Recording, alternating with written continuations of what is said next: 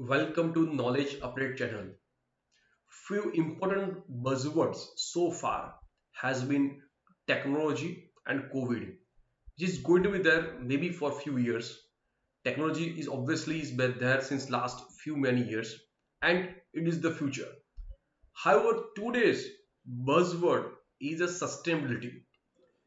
Every corporate, every person in the world is now talking about and discussing about sustainability.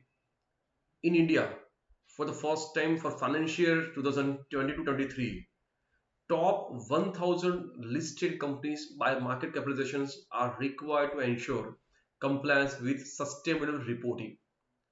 In today's video, we are going to discuss on what is this sustainability, what is the need for this, why this is important, what is requirement, and which kind of benefits will accrue to the corporates who are going to adopt this sustainable reporting. Let us first look at why this is very critical and very important for all of us. First, UNH, UNHCR has warned that the climate change could cause the displacement of 250 million people across the world by 2050. So 25 crore people may be displaced by 2050. Earth Overshoot Day. Now, this is a new concept maybe for us. However, it says the date on which humanity's resource consumption for the year exceeds the Earth's capacity to regenerate those resources for that year. So, for example, if the Earth is able to generate a resource for a year of X and humanities are going to consume that resource, by which particular date we are exceeding the consumption, which is affecting the resource to be used by the future generation. So that Earth overshoot date, that was if you just look at, that was in 1970 year, it was 30th December, and in 2022 that is 28th July. That means on 20th July, humanity across the world has already consumed what has been generated, what the capacity of the earth to generate, and then whatever we have consumed after 28th July is nothing but consumption of the future people's resources, and then there's a depletion on the resources which is available for future generations. 92% of world population lives in places where air pollution exceeds safe limit, according to WHO. Current statistics indicate that merely 1% of the water on earth is a fresh water. Given the change in climate, even that 1% is under threat, and demand could exceed supply by 40% by year 2030. Just 1% is fresh water which can consume, and the way we are using the water, by 2030 the demand is going to exceed supply by 40%. 20% of higher risk of dying from lung cancer than people living in less populated areas. 500 million cars in the world, and by 2030 the number will rise to 1 billion. This means pollution levels will be more than double. Then comes 1.3 billion tons of foods wasted worldwide every year. So on one side there are many who are poor, who died by hunger, and there are 1.3 billion tons of food which is wasted every year worldwide. 8.3 billion tons of plastics have been produced since 1950. Very difficult to recycle plastics. It has been causing nature. 73% of beach litter worldwide is plastic. Over 75% of waste is recyclable, but only 30% is recycled.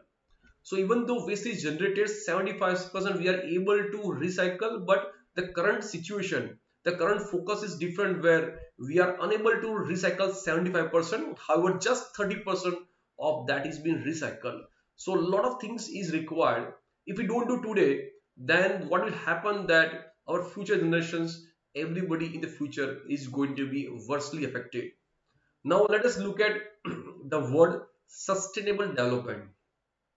The word may be new for us, however, it has been the coin. It was coined in 1980 by International Union of Conservation of Nature. They have published in 1980 World Conservation and Strategy. So in that World Conservation Strategy, the word sustainable development was coined in 1980. Thereafter, in 1987, it was defined officially by in environmental and development uh, conference. It was defined, and how it is defined? It is defined as a sustainable development is the development that meets the needs of the present without compromising the ability of a future generations to meet their own needs. Today we are meeting the needs which may not be required. However, lot of consumption which is not required, it has been done. It is a wastage of resources, and that wastage of resource is at the cost of the future generation. So sustainable development should be there. Everybody wants growth, everybody wants development, but yes, it should not be at the cost of our future generation. That is the underlying message which has been provided by this sustainable development. There are 17 sustainable development goals. We just look at the 17 and these particular level pin, which is also reflect that 17 sustainable development goals. First, no poverty. Second, zero hunger. Third, good health and well-being. Fourth, quality education. Fifth, gender equality. Sixth, clean water and sanitation. 7. Affordable and clean energy. 8. Decent work and economic growth. 9. Industry, innovation and infrastructure. 10. Required reduce inequalities. 11. Sustainable cycle cities and communities. 12. Responsible consumption and production. 13. Climate action. 14. Life below water. 15. Life on land. 16. Peace, justice and strong institutions. And 17. Partnership for the goals. So these 17 sustainable goals, they have been adopted by United Nations in 2015. Even though the discussion has been going for so many years, ultimately it was adopted by UNs in 2015. That calls for action by 192 members countries and states. These 17 sustainable goals are predominantly based on four principles. One, universal. Two, sustainable. Three, leave no one behind, take everyone together. And fourth, participation of everyone. So these are the four principles on which these 17 sustainable goals have been there. Five key area of focus. So five P's which have been the focus area for this. That is what? People, planet, prosperity, peace, and partnership. So these are the five key areas of focus for ensuring that the 17 sustainable goals should be achieved by everyone which is a participating of UNs. Now let us look at what is the requirement in India.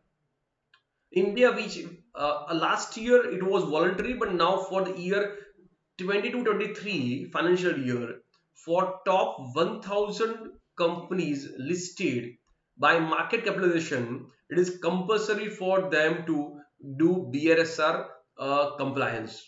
So BRSR is to be integrated with the MCF filing, and in the future sustainability index will also be developed.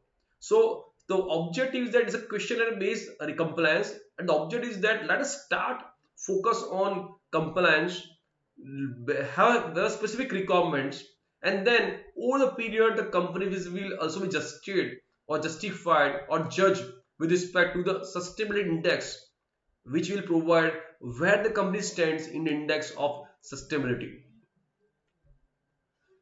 There are 9 principles which have been the part of this particular requirements of sustainability reporting, which is by NGRBC, that is the National Guidelines on Responsible Business Conduct. The first principle, which is talking about P1, business should conduct and govern themselves with integrity and in a manner that is ethical, transparent, and accountable. P2 focus that business should provide goods and services in a manner that is sustainable and safe. P3, business should respect and promote the well-being of all employees, including in their value chain. P4, business should respect the interest of and be responsive to all its stakeholders. P5, business should respect and promote human rights. P6, business should respect and make efforts to protect and restore the environment. P7, business when engaging in influencing public and regulatory policy should do so in a manner that is responsible and transparent. P8, business should promote inclusive growth and equitable development. P9, business should engage with and provide value to their consumers in a responsible manner. So earlier, I think the profit, the main objective of like analyzing the performance of the company was primarily profit for so many years back. However, it has been changed. Somebody which earns a profit at the cost of others, at the cost of the economic, social, and governance, it is not something which is being acceptable. So every company has to focus on, everyone is connected with the particular company, that includes environment, regulation, stakeholders, employees, human rights, consumers, and focus on equitable growth and development of everyone which is connected with the company. And on these 9 principles, this compliance has been framed. What will the objective and what will happen once sustainability reporting has been done? Customer satisfaction and retention. Customers will definitely give priorities to where there has been focus on this overall growth. It will gain a competitive advantage. The companies which has been focusing more on the overall welfare of the public or companies will have been more respected. It provides accountability. Employee satisfaction and retention will definitely have increased. It provides a specific information instead of greenwashing. Greenwashing is what I will say, I'm a recycle, I'm a sustainable, I use green. But this is just washing where there's no concrete measure which has been taken. It's just highlighting for media marketing that has been done away with it. And this reporting will be much more focused, much more specific, and it is a responsible statement. So it will provide specific information instead of greenwashing. Demonstrate process, the whole process, how they are moving towards sustainability, that has been demonstrated by way of this reporting. So I think that is the most very important change which is happening in today's arena. And the companies should take this as a seriously to ensure the compliance is done, not only for the compliance, however this will compel them to think on the sustainability of everyone which is being living on this earth. So now let's save the planet together, and that is what one of the most important thing today. And tomorrow I expect that this may be increase, and we all should participate in this initiative of sustainable development. With this, thank you so much, all of you.